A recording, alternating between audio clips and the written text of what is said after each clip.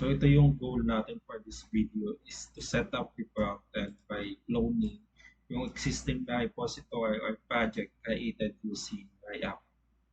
So pwede natin gamitin the CMP or the terminal, pwede din naman GitHub desktop kung ano yung available sa inyong device o sa inyong workstation na gamit.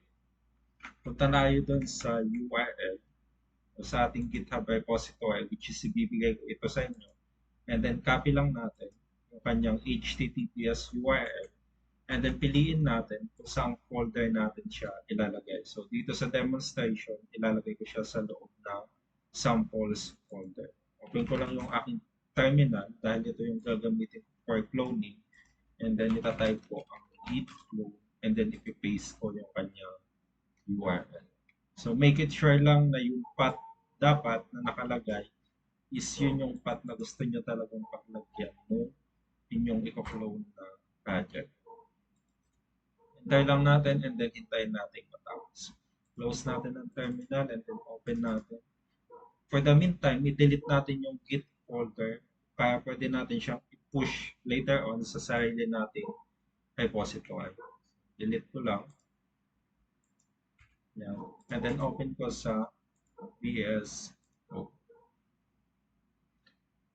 Next natin after cloning is to run the install command sa ating terminal and then followed by the npm run. Open natin yung ating terminal and then run natin ang npm install.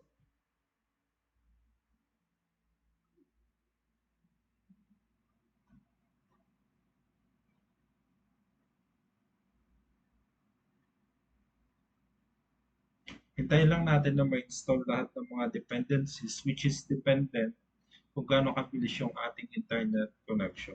So once natapos nang i-install yung mga dependencies, pwede na nating i-run ang npm run to initially check kung gumagana ba yung project na kinloan natin. So based dito gumagana, pwede na tayong mag-proceed with the setup ng backend.